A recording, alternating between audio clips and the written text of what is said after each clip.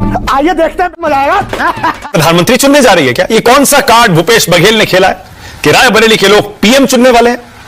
बड़ी अच्छी बात है मानक भाई, जो आप कह रहे हैं, आप सवाल उठा रहे हैं, आप समाचार उठा रहे हैं, और प्रधानमंत्री जी हमारे इतने खलियर हो गए हैं एकदम कि कभी राहुल गांधी जी का भाषण सुनने लगते हैं, खटाखट खटाखट सटासट जवाब देने लगते हैं, कभी अखिलेश जी का भाषण सुनने लगते हैं, कभी उनको शहजादे कहने लगते हैं, और अब भूपेश जी का भी भाषण सुनने लगते हैं। अच्छी बात है, बढ़िया है, हमें ये डर अच्छा लग रहा है। अमेठी की जनता हो, चाहे रायबरेली की जनता हो, चाहे देश की जनता हो, एक चीज तय है कि 4 तारीख को प्रधानमंत्री बदलने जा रही है। प्रधानमंत्री हम लोग बदलने जा रहे हैं, और हर पार्टी के नेता को अपने नेता को प्रधानमंत्री बनाने का विशेष अधिकार है। मैं भी कहूंगा श्री राहुल गांधी जी प्रधानमंत्री बन रहे हैं, किशोर भाई कहेंगे श्री शरद पवार साहब प्रधानमंत्री बन सकते हैं, क्या नाम उद्धव शिवसेना वाले कहेंगे श्री उद्धव ठाकरे जी बन सकते हैं। इसमें दिक्कत क्या है? कहीं रायबरेली की लड़ाई टफ तो नहीं लग रही है कि उनको ये बोलना पड़ा कि आप एमपी नहीं पीएम चुन रहे हैं? तो अगर हम ये बोले हैं तो नरेंद्र मोदी जी के पेट में क्यों दर्द हो रहा है? आपको नरेंद्र मोदी जी को दिक्कत क्या है? हम अपने नेता को क्या नाम कहते हैं, भाई वो प्रधानमंत्री है, प्रधानमंत्री जी कहते हैं हमारे नेता को वो शहजादे हैं, हम कहते हैं हाँ हमारे शहजादे हैं, हमारे माँ बाप ने हमको शहजादों की तरीके से पाला है। आपके माँ बाप ने आपको शहजादे की तरीके से नहीं पाला, आपको मांगने वाले की तरीके से पाला है। आप अपने माता पिता से शिकायत करो। भाई हम तो चाहते हैं हमारा नेता प्रधानमंत्री बने, हमारा नेता अखिलेश यादव जी है, वो प्रधानमंत्री भी क्या नाम समाजवादी पार्टी वाले कहें, क्यों नहीं कहेंगे? ये तो हर आदमी को विशेष अधिकार है, इसमें दिक्कत क्या है? 4 चरण के बाद आप कहां पर हैं और 5वें चरण में क्या होने वाला है? क्या दावा है आपका? देखिए मैं 2 चीजें कहता हूं। मैं महाराष्ट्र का प्रभारी हूं, उत्तर प्रदेश का रहने वाला हूं। इन 2 जगहों पे आपको मैं एक जिम्मेवारी से बात कहता हूं। अजय भाई आज नहीं मानेंगे, मैं जानता हूं, और उनको मानना भी नहीं चाहिए, और जिस पार्टी में है उसके स्वामी भक्त रहेंगे। उत्तर प्रदेश और महाराष्ट्र भारतीय जनता पार्टी के लिए वाटरलू साबित हो रहा है। इस चीज को याद रखिएगा। जमीन बहुत गर्म है, बहुत तपती हुई है, प्रधानमंत्री जी उसकी तपिश महसूस कर रहे हैं, इसीलिए वो ठंडे ठंडे एसी के भाषण के जो मंच हैं उसमें जाकर के चोरी चोरी हमारे भाषण सुन रहे हैं। वरना 2019 में उन्होंने हमारा कोई भाषण नहीं सुना था, कोई बात को उन्होंने रिस्पॉन्ड नहीं किया था, हम रिस्पॉन्ड करते थे। ओके। लेकिन आज प्रधानमंत्री जी श्री राहुल गांधी जी जो कह रहे हैं, जो कहलवाना डॉक्टर, आप कहते थे राहुल गांधी भाग गए, कहां भागे? अमेठी गए, लौटे अमेठी, और अमेठी से अपना रिश्ता बताया उन्होंने, उतर गए हैं, और वो कह रहे हैं इस बार किशोरीलाल शर्मा को जिताएंगे वहां से।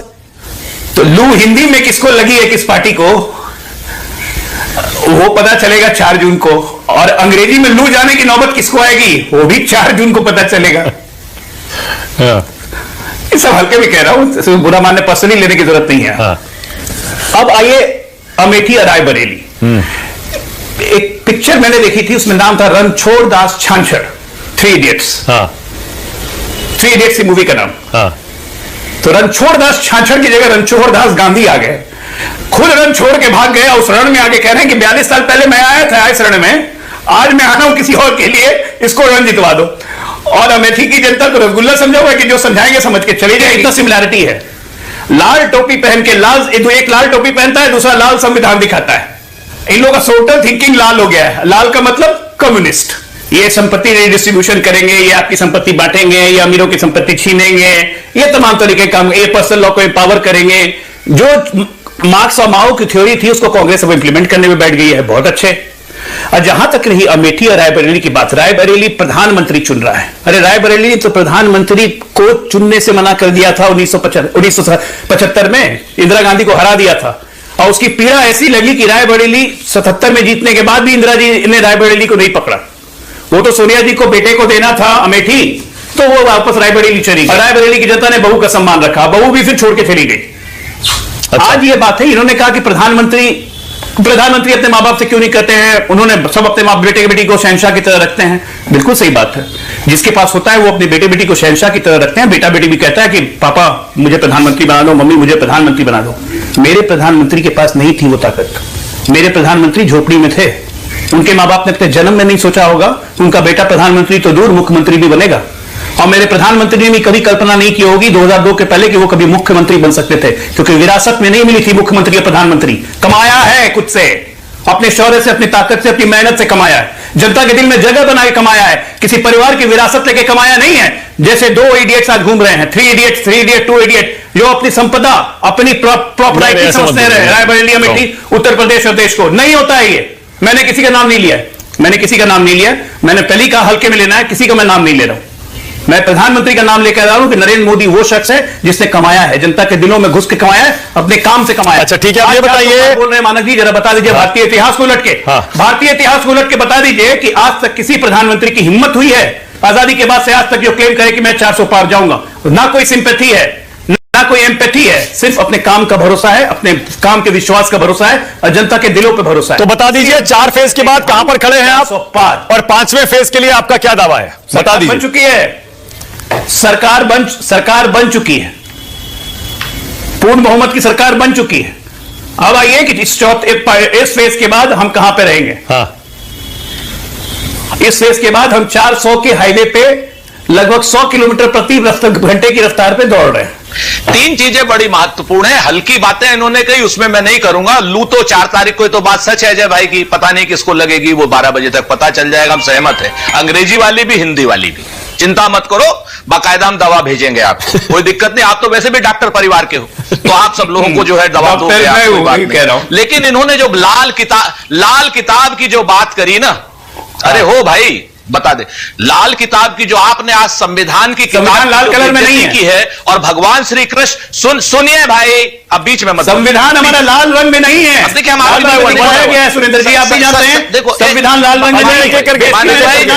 भाई आप हमारी आवाज बंद कर देते हैं। संविधान की किताब की जो बेइज्जती की है, संविधान के समर्थक आपसे बदला लेंगे। आपने संविधान को जो गाली दी है, और आपने भगवान श्री कृष्ण के नाम को जो गाली दी है रणछोड़ दास को, तो वो रणछोड़ दास भी आपको बाकायदा, भगवान श्री कृष्ण की भी गदा लगेगी आपको, आप ध्यान देना इस बात को। और तीसरी बात जो आपने अभी 3 इडियट वाली बात करी है, बिल्कुल सही कहा। रणछोड़ दास चांचड़ ने ऐसी तैसी कर दी थी, वो साइरस की और उसकी कौन कौन थे, याद रखना इस बात को। रणछोड़ दास चांचड़ की जो आपने बात करी है ना 3 इडियट वाली, वो जीतना हम ही को आपने तय कर लिया। आप बात समझ लो इस बात को। तो जो आपकी ऐसी तैसी होनी है 4 तारीख को, पहले ही आपने मान लिया। जल्दी से बोलिए। सबसे पहली बात, फिर सुरेंद्र भाई आज गड़बड़ाए हुए हैं। कृष्ण भगवान गदा नहीं उठाते थे भाई, शुक्र सुदर्शन चक्र उठाते थे, इसलिए कृष्ण भगवान की गदा आप ही रखिए, सुदर्शन चक्र हम घुमा रहे हैं। अरे हम आपका गला नहीं काटना चाहते। दूसरी बात, आप बहुत अच्छे से, हम आपका गला नहीं काटना चाहते, हम गदा से ही मरवाएंगे आपको, चिंता मत कीजिए। सुनिए तो सही, अरे भाई हम गर्दन नहीं काटेंगे। सुनिए ना, इतनी हड़बड़ी क्या है।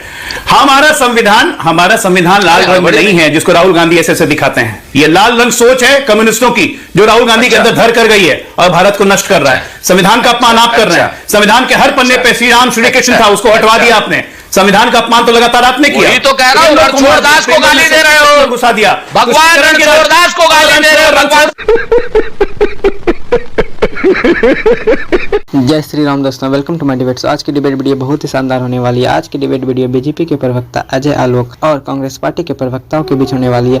इस डिबेट में कांग्रेस पार्टी के प्रवक्ताओं ने 3 इडियट का एग्जाम्पल देते हुए कहा कि 3 इडियट में जो रणछोड़ दास का कैरेक्टर है, वही 2024 के इलेक्शन में राहुल गांधी है, क्योंकि राहुल गांधी इलेक्शन के पीछे नहीं भागते, वो एक्सीलेंस के पीछे भागते हैं।